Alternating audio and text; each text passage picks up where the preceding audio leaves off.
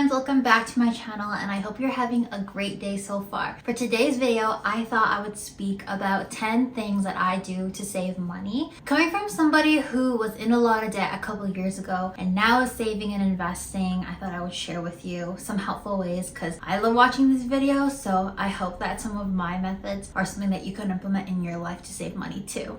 If you haven't subscribed to my channel, make sure that you do. I release a video every week, and honestly, I just kind of share what I think is valuable or what I love watching. So hopefully I'll find the right crowd and people who want to watch videos like this too and connect and build a community.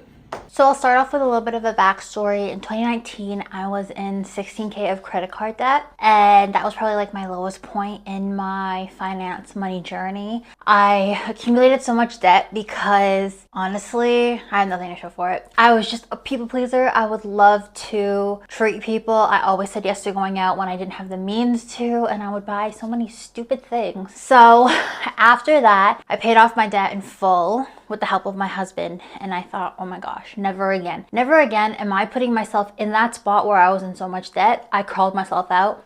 I'm not gonna be like that anymore. So after that, I took small ways to save money, and now it's become a part of my lifestyle that I'm super proud of. Now I'm able to save a lot, I'm able to invest, and now I own my house, I own a car, and it's been amazing. So I thought I'd share today some little steps I take to save money, and hopefully you can implement this in your everyday routine as well. So tip number one is having the littlest amount of subscriptions as you possibly can. So for me, I'm thankful that my dad pays for our Netflix. Other than that, I have a Prime account and a Spotify subscription that I do every single month for entertainment. And that's pretty much it. I am subscribed to Crave right now, but I pretty much just like watch everything I need to watch for like a month and then cancel the subscription and wait until new seasons of my show come back. So basically just dedicate, you know, like one entertainment subscription. Should it be Netflix, Disney Plus, Crave, Hulu, whatever. And then once you're done with it, just be done with it and then just pay for that month.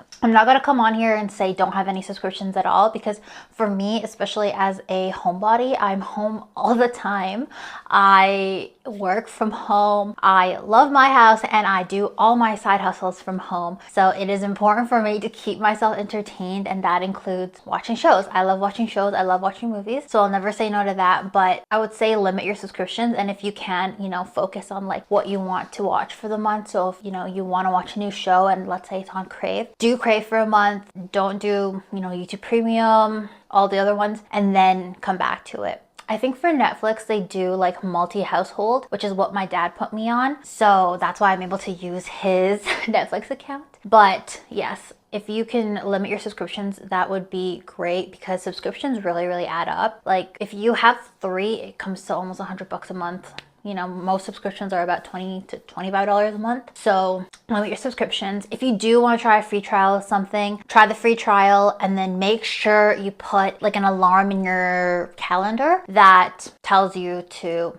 unsubscribe or like cancel the plan so you will get charged for the next month. Second tip is curate a list of things that you love and will use forever, and then buy them in bulk and find them on sale. So what I mean is that if there are things like even household items, beauty products, XYZ that you love and you see yourself using in the future, make sure that you make a list of them and then buy them in bulk when they're on sale. I do this all the time. Honestly, every time I go to like the grocery store, like let's say for example ketchup. My husband and I love ketchup. We consume ketchup like crazy.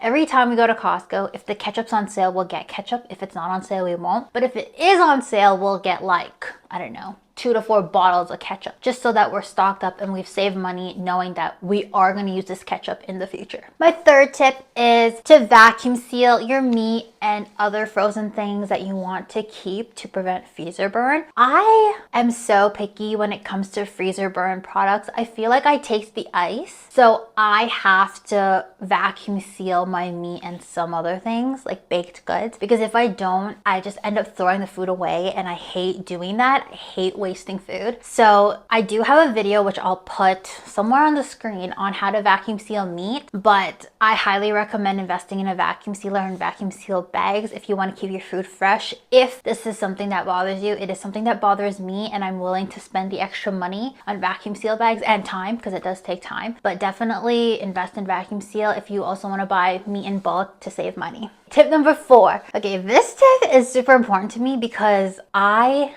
do love looking cute and I love buying clothes, but I find that I always have the urge to buy clothes when I feel like there is none. So I probably rotate through the same, amount of clothing every single week, or the same pieces of clothing every single week. And I find that when I haven't done laundry for a while and I'm looking in my closet and I'm like, oh my God, like there's nothing to wear, I tend to want to buy clothes and refresh my wardrobe. So if I could give any tip to you, it would be this one, because this is actually what saved me a lot, is to laundry your clothes. Because once you have your favorite pieces of clothing fresh and in your closet ready to be worn, buying clothes will not be in your head. It goes away. I promise you, it goes away.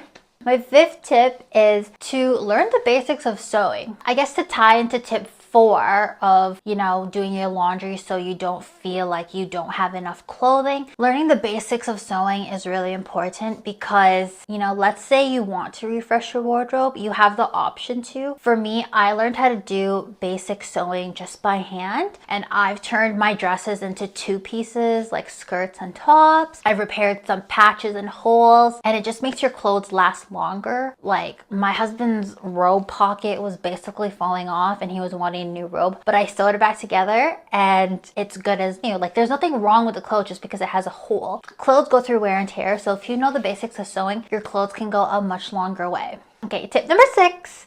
One of my favorite tips, because I already do this, but it's to cook, eat, drink at home. I know not everybody loves cooking like I do, so this might be more of a chore, but honestly, like everybody says, cooking at home saves you money. Maybe it won't save you money right away because you'll have to buy the groceries in bulk, and they're usually, like obviously more than just a portion you'd buy from a store or like a restaurant, but it does save you money in the long term. You have meals for a week or 2 when you get groceries, and it just is great to know what goes in your food. You're in control of what goes in your food. So especially if you're like on a health journey as well and you're trying to lessen, let's say, oil or butter or milk or cream or fat or sugar, you are able to control that. And honestly, at the end of the day, it does make you feel so proud that you made what you're eating from scratch. So I definitely recommend, getting into cooking if you're not, or maybe even calculating how much per meal things cost. And I promise you, it will motivate you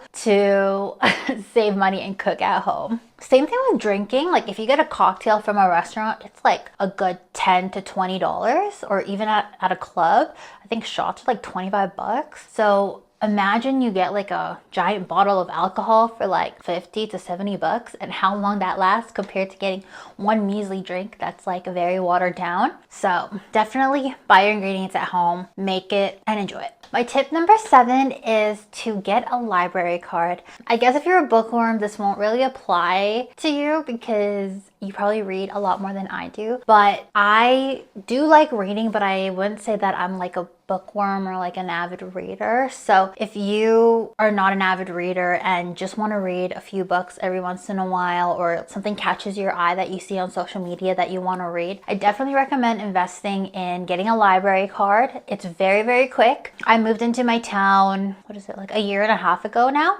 and I went to the local library and got a library card, put books on hold, and the process was super quick. I think I got my library card within a week, and I've borrowed a couple books from there and read it and returned it. I haven't done that lately, but it's definitely saved me money. Each book can cost like $15 to $40 at like Chapters, Indigo, or whatever bookstore. So saving that money and just reading what you want to read, returning it, really goes a long way. Again, I know if you're a bookworm, this probably won't apply to you because you'll want like your stand of books or like collection of books. But if you don't care about keeping the book and you just want to read it, definitely invest in a library card. It's free. It's awesome. Highly recommend. Tip number 8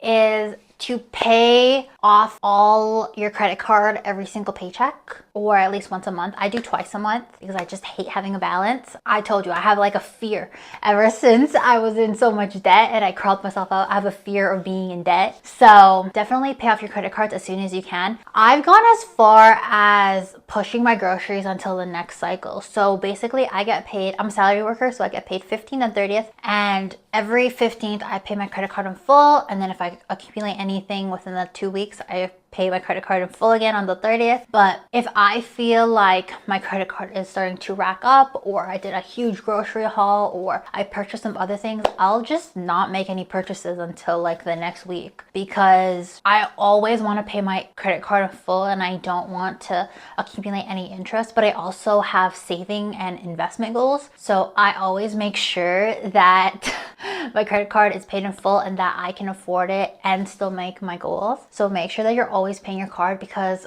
we don't want to be paying extra interest. Interest can go to other things. Like, imagine what you could buy with all the interest you accumulate.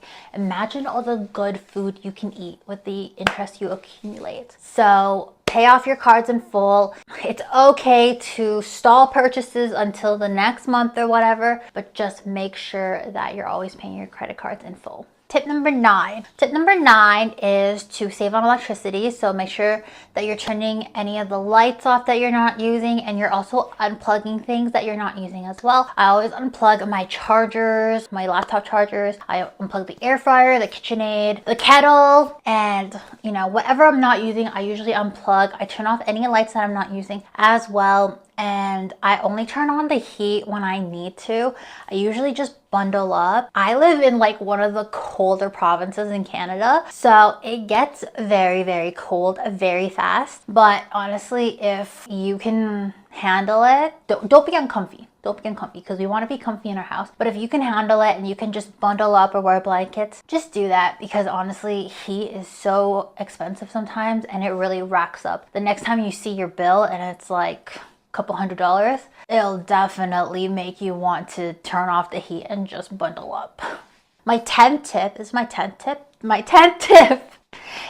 to focus on repurposing things around the house, and then also focus on replacing and not buying new. So I wouldn't say that I am a minimalist. I'm definitely not a minimalist, but I do find that clutter and a lot of things around me make me very anxious and overwhelmed. So I do like to keep things at a minimal if I can, but I love to repurpose things. I love to reuse my decorations for different holidays. I love to use different jars and vases that I get from food packaging, and I use them to decorate and everything. I use them to store new food. I use them as, pasta jars. I use them as coffee cups. So if you can, repurpose what you have already, and then also focus on just replacing. So I struggled with this, and my husband makes fun of me because I always grew up kind of in like a cheap mindset. So I would buy things from like the dollar store all the time, and they would break within a couple of weeks or months even. And now I focused on buying higher quality things, and it lasts me a long time. And honestly, higher quality things really, really makes a difference, especially in like cooking and everything, and it lasts super long. So definitely just focus on replacing and not buying new things if you can, especially if you don't need it. If you do need it, I'm never gonna say no to it. It's your life. You can definitely splurge on things that make you happy. You work hard for a reason, but if you can help it, save the money. I can tell you right now, anxiety from finances is the worst feeling ever. Like, just being so stressed about something breaking down and you not having enough money for it, or just not having enough money for like a rainy day or like a vet bill, or any of that is just so stressful. I've talked about it in a couple of videos, but it's so stressful. So if I could recommend, having that savings and building it so you're at a comfortable place is just so much more important. It's a priority. Please do this. It really, really goes a long way, and honestly, it'll be better for your mental health, because take it from an anxious girly. I'm an anxious girly. I'm anxious about everything all the time. But one thing I'm not anxious about is finances. So take it from me, save your money, and implement as many money saving tips as you can. I guess that's all I had to say for this video today, but thank you so much for watching. I hope that it helps. I kind of rambled a little as always, but hopefully I got my points across. If you have any questions or want me to go in depth about any of the topics I chatted about, please let me know in the comments below. Don't forget to subscribe and like this video, and I will catch you in the next video. Bye!